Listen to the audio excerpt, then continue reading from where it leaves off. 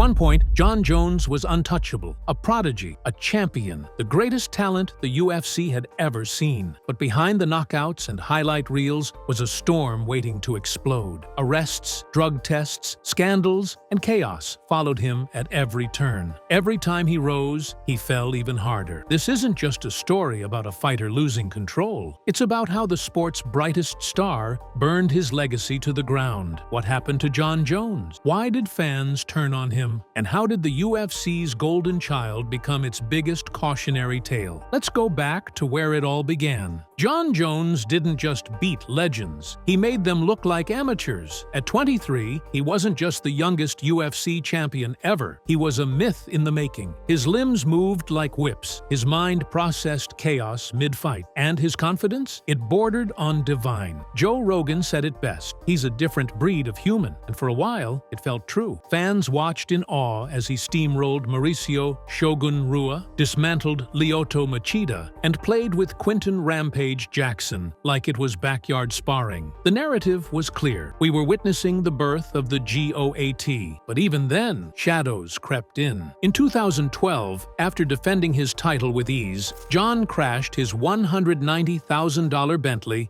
into a pole in Binghamton, New York. DUI. 2 women in the car. A judge handed down probation and a license suspension. It should have been a wake-up call, but it barely made a dent. Sponsors like Nike shrugged it off. Dana White looked the other way. The UFC needed a star, and Jon was printing gold. One headline read, "Champ crashes, but career remains bulletproof." Then came UFC 151. Dan Henderson pulled out injured. The UFC scrambled. They offered Chael Sonnen. Jones said no. The UFC canceled the entire event. For the first time in history, Dana White didn't hold back. "Greg Jackson's a sport killer," he said, furious that Jones's team advised against the late replacement. And just like that, the pedestal cracked. The golden child was now difficult. Fans were divided. Some blamed Sonnen. Others saw the beginning of a disturbing pattern. A fighter who thought rules didn't apply. By the time Jones defended his title again, the cheers were quieter. There were whispers in forums that maybe Jon wasn't who he pretended to be, that behind the smile, something dangerous stirred. And with every win, the contrast between his greatness and his growing arrogance widened. The gap would only grow from here. In August 2014,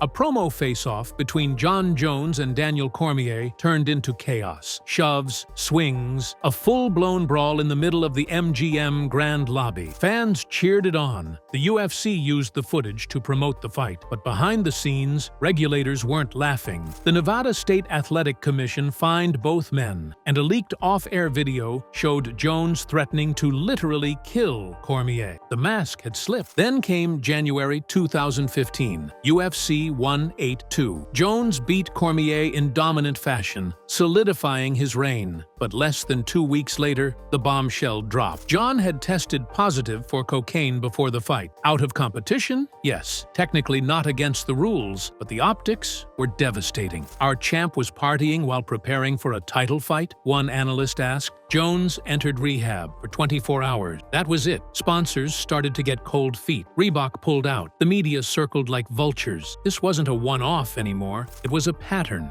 and patterns don't lie. But the worst was yet to come. April 26, 2015. Albuquerque. A silver SUV runs a red light, crashes into another car, and flees the scene. Inside the hit vehicle, a 25-year-old pregnant woman. Broken arm, hospitalized. Eyewitnesses say the driver, tall, lanky, panicked, returned only to grab a wad of cash from the glove box, then vanished. Police find marijuana, a pipe, and rental documents in the car. The name on the paperwork? Jonathan Dwight Jones. The internet exploded. Within hours, the UFC stripped Jones of his light heavyweight title. Dana White went on Fox Sports. "We had no choice. He's a talented guy, but enough is enough." It wasn't a suspension. It was a stripping, a dethroning. The king had lost his crown, not in the cage, but on the pavement, running from accountability. Fans were horrified. This wasn't arrogance. This was criminal. Jones turned himself in. A mugshot replaced his championship photo. The youngest champ in UFC history was now a felon on probation. That moment, frozen in time, became the line in the sand. Everything before was dominant. Everything after would be damage control. You would think that losing everything everything might spark a transformation, that a man who once stood on top of the world would look at the wreckage and rebuild himself. But Jon Jones? He only dug deeper. After serving probation, Jones returned to the UFC in 2016 to face Ovince St. Preux for an interim belt. The performance was lackluster. He won, but looked off, rusty. The crowd, once electric for him, sounded half asleep. And just as he was set to face Cormier in a redemption bout at UFC 200, history repeated itself. 2 days before the fight, Jon Jones tested positive for clomiphene and letrozole, estrogen blockers, banned substances. The fight was scrapped. Dana White was furious. "This was the biggest card in UFC history," he said. "We built this thing around Jon Jones." Media labeled him unreliable. Fans were sick of the drama. Cormier, once devastated, just looked exhausted. "I'm done giving this man chances," he said. Jones cried at the press conference, said he didn't cheat, blamed a tainted sexual enhancement pill. USADA believed him, sort of. He still got a 1-year suspension. But by now, the narrative had shifted. This wasn't the GOAT anymore. This was a man sabotaging himself, one stupid decision at a time. MMA websites started asking the hard question, is Jon Jones throwing away the greatest career in combat sports? But somehow, he still came back. July 2017, UFC 214, the long-awaited rematch with Cormier. Jones knocks him out cold, head kick, brutal ground and pound, gold back around his waist, tears in his eyes, a speech about second chances. Cormier weeping in defeat. Fans dared to believe again for 3 weeks. Then came the test. Turinabol, an anabolic steroid, detected in Jones's system the night of the Cormier fight. The win was overturned. The belt stripped again. His legacy, already battered, took a death blow. Cormier broke down in interviews. "He took everything from me, and he cheated to do it." Dana White said what everyone was thinking. Jon Jones is the biggest waste of talent in sports history. It was official. Jon Jones wasn't the GOAT. He was the ghost of what could have been. By late 2018, Jon Jones had been out of competition for over a year. But time away from the cage didn't mean time away from headlines. Fans were numb to it by now. Another Jones suspension, another attempt at a comeback, another promise that this time would be different. But UFC 232 was supposed to be the moment Jon silenced every critic. The stage was set. Jones was booked to fight Alexander Gustafsson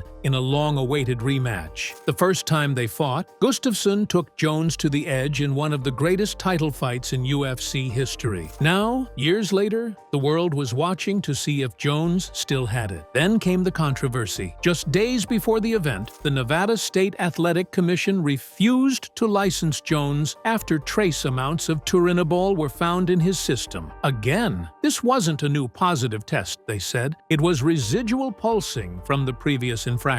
According to USADA, Jones hadn't taken the drug again, and there was no performance benefit, but the optics were terrible. The UFC responded by doing something unprecedented. They moved the entire event from Las Vegas to Los Angeles on just 5 days' notice to accommodate Jones. Fans were furious. People who had bought flights, booked hotels, made plans for months were left stranded. Fighters on the card had to scramble. And once again, Jon Jones was at the center of it all. Fighters on the undercard called it a slap in the face. Some outright refused to speak to the media in protest. Social media exploded with accusations of special treatment. If it were anyone else, one fighter said, they'd be pulled from the card immediately. Jones responded with what sounded like guilt mixed with arrogance. "I didn't do anything wrong," he insisted. "They're not finding new stuff. It's just science doing what it does." He even offered to pay fans travel costs to come to the relocated fight, but the damage had been done. He went on to dominate Gustafsson that night, easily. In under 2 rounds, Jones became the light heavyweight champion again. On paper, it looked like redemption, but emotionally, for the fans, it felt fake. The win wasn't illegitimate, but it wasn't celebrated. For the first time in UFC history, a champion reclaimed the title and heard more suspicion than applause. Jones was back, but the crowd wasn't. In early 2019, Jones defended his title against Anthony Smith. During the fight, he landed an illegal knee. Had Smith chosen not to continue, Jones could have been disqualified and stripped of the belt again. But Smith, to his credit, fought on, and Jones won by decision. The win added to his record but didn't silence the doubt. Fans online weren't discussing his dominance anymore. They were talking about how close he came to throwing it all away. Again, then came the Thiago Santos fight. On paper, Jones won, but judges were split. Santos fought on one leg and still nearly beat the supposed GOAT. Commentators used words like uninspired, flat, reckless. Fans weren't just doubting his personal life now, they were doubting his performance. It was no longer, Jon Jones is his own worst enemy. It was now, maybe he's just not that good anymore. But just as the criticism in the cage mounted, trouble outside the cage reared its head again. In mid-2019, news broke that Jones had been accused of assaulting a cocktail waitress at a strip club in Albuquerque. She claimed Jones slapped her, dragged her by the neck, and forcibly kissed her. A warrant was issued. Jones ignored the summons. Headlines declared, Jones wanted by police. He denied everything, claimed it was a money grab. But once again, case quietly disappeared. Jones pleaded no contest to disorderly conduct. No jail time, no fine, just community service. Fans barely blinked. By now, it was routine. Another accusation, another charge, another slap on the wrist. Even his biggest supporters started to walk away. Podcasts that once hailed him as the best of all time now called him an embarrassment. UFC veterans like Daniel Cormier, once his greatest rival, began to speak of Jones not with hatred, but pity. He's not a bad fighter, he's a bad man, Cormier said in an emotional interview, but perhaps the most symbolic moment came in early 2020. Jones fought Dominic Reyes in a razor-thin fight. The judges gave it to Jon. The crowd booed. Media polls overwhelmingly scored it for Reyes. Dana White admitted, I thought Reyes won that fight. And the fans? They were done. Not because of one close decision, but because they realized Jon Jones would always win and never learn. He was unbeatable in the eyes of the judges, untouchable in the eyes of the UFC, and unreachable in the eyes of the people who once believed in him. March 2020. The world was shutting down. COVID-19 was spreading fast. Cities were locking in. Families were hunkering down. And Jon Jones? He was found drunk in his car at 1 a.m. in the middle of Albuquerque with a handgun on the floor and a half-empty bottle of tequila beside him. Police responded to gunshots in the area. They found Jones slurring his words, confused and armed. The arrest footage went viral. He failed the field sobriety test. He cried, apologized, begged to go home. But there was no escaping this one. Charged with aggravated DWI, negligent use of a firearm, and open container violations, Jon Jones was back in handcuffs. Again, he pleaded guilty. 4 days of house arrest, a year of probation, a slap on the wrist, but the message was louder than ever. Jon Jones was a danger to himself and everyone around him. Dana White, when asked, sounded like a man with nothing left to give. This guy's got a lot of demons, man. That's all he said. No defense, no sugarcoating, no PR spin, just exhausted truth. The fans had no sympathy left. Twitter lit up with brutal memes. Fighters made jokes. Even those who once idolized him started saying the quiet part out loud. Maybe he never deserved the title in the first place. Jon's response? He posted a cryptic message about seeking help, promised to change, promised sobriety, promised again that this would never happen again. But no one believed him. And then, as if to seal the narrative, he vacated the UFC light heavyweight title in August 2020, claimed he was moving to heavyweight, said he wanted new challenges. But the truth was obvious. He wasn't walking toward greatness. He was running from accountability. And for the first time in a decade, no one was chasing him. In 2021, Jon Jones was out of competition. He was bulking up, posting deadlift videos, teasing a move to heavyweight. His body was changing, but his behavior wasn't. The UFC was pushing forward without him.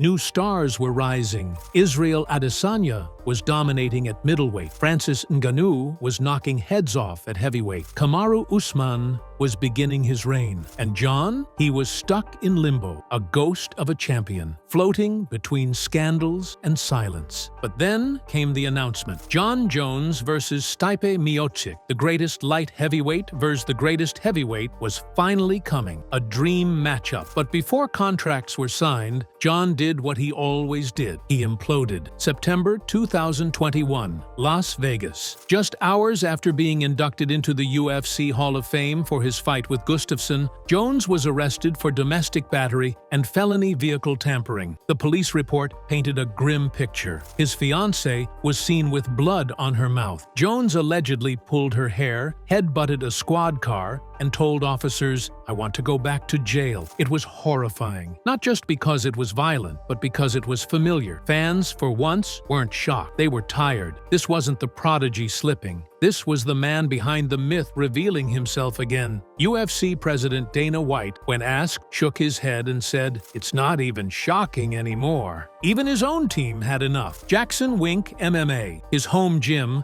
the one that raised him, banned him from training. His coach, Mike Winklejohn, told the media, "I can't turn a blind eye anymore. He has to get his life together." That moment was symbolic. Even his mentor, the people who stood by him through every scandal, stepped away. Jon Jones responded on Instagram, "I have way too much trauma to drink alcohol. I'm quitting alcohol for good." But no one believed it because they'd heard it before. Every apology now sounded like background noise. No jail time, no real consequences, just more broken pieces of a legacy no one wanted to glue back together. And still, somehow, he stayed in the title conversation. March 4th, 2023, UFC 285. After years away, Jon Jones finally walked into the cage again, this time at heavyweight, against Cyril Gane, a slick, fast, dangerous striker who had just gone 5 rounds with Francis Ngannou. People said Jones was too rusty, too slow, too bloated, and then he destroyed Gane in 2 minutes. A guillotine choke, quick, surgical. He barely took a punch. After 3 years away, Jon Jones was now the UFC heavyweight champion. The youngest light heavyweight champ in history had become the baddest man on the planet. The headlines were instant. GOAT status confirmed. Dana White called it the greatest comeback in UFC history. ESPN ran profiles declaring that Jon Jones is the best fighter to ever live. And for a few days, it felt like the past had been erased. Like this was the redemption arc we never got. Like everything he did wrong had finally been buried under greatness, but only for a few days. Because then came the questions, the critics, the replays, the moral hangover. People remembered the failed drug tests, the arrests, the domestic violence, the fleeing from a pregnant woman, the headbutting a cop car, the endless courtrooms and excuses, and now this man was being celebrated? The UFC didn't care. They scheduled his next fight, a massive heavyweight showdown with Stipe Miocic at Madison Square Garden. But once again, Jon Jones couldn't make it to the cage. He tore a pectoral tendon. The fight was cancelled. Miocic was sidelined, and the world was back to waiting. Then, as if pulled from a script written by irony itself, Jon Jones was back in legal trouble. A USADA doping control officer accused him of grabbing her clipboard, her phone, and threatening to kill her during a surprise visit to his home. Battery charges were filed. The officer said she was shaken, terrified. Jones denied it, of course. He called her a liar, said he was emotional, said he felt disrespected. But fans weren't surprised. He completed anger management classes. The charges were dropped, but the headlines weren't. Jon Jones charged again. Same pattern, different year. GOAT or menace? This wasn't a comeback. It was a loop. Every win was followed by a fall. Every triumph was chased by chaos. And the fans who once screamed his name had gone quiet. June 2025. Out of nowhere, Dana White announced Jon Jones had informed the UFC of his retirement. No press tour, no final fight, no Stipe Miocic, no Tom Aspinall, just a quiet email and a shrug from Dana. He's done. He left as heavyweight champion, undefeated in the eyes of the record books. But undefeated means nothing when every page of your story is soaked in scandal. He didn't retire in the octagon. He didn't address the crowd. He didn't get a mic. No standing ovation. No farewell tears. Just silence. Analysts called it the most disappointing ending in UFC history. Not because Jon wasn't great, but because he could have been greater. Because he had all the tools and none of the control. Because he didn't lose to a fighter. He lost to himself. Brett Okamoto wrote, "Jon Jones is the most complicated legacy legacy in UFC history. He may be the greatest fighter ever, but he'll never be the greatest champion. That's the final sentence. He was the youngest champion in UFC history, the most dominant, the most unpredictable, but also the most reckless, the most destructive, and the most disappointing. Fans will remember the spinning elbows, the walkouts, the stare-downs, but they'll also remember the mugshots, the body cam footage, the apologies that meant nothing. And maybe that's what makes Jon Jones different. He didn't just destroy his opponents, he destroyed his own legacy and kept going back for more. From gold to garbage, from greatness to disgrace. Jon Jones is what happens when the best fighter in the world refuses to be the best man outside of it.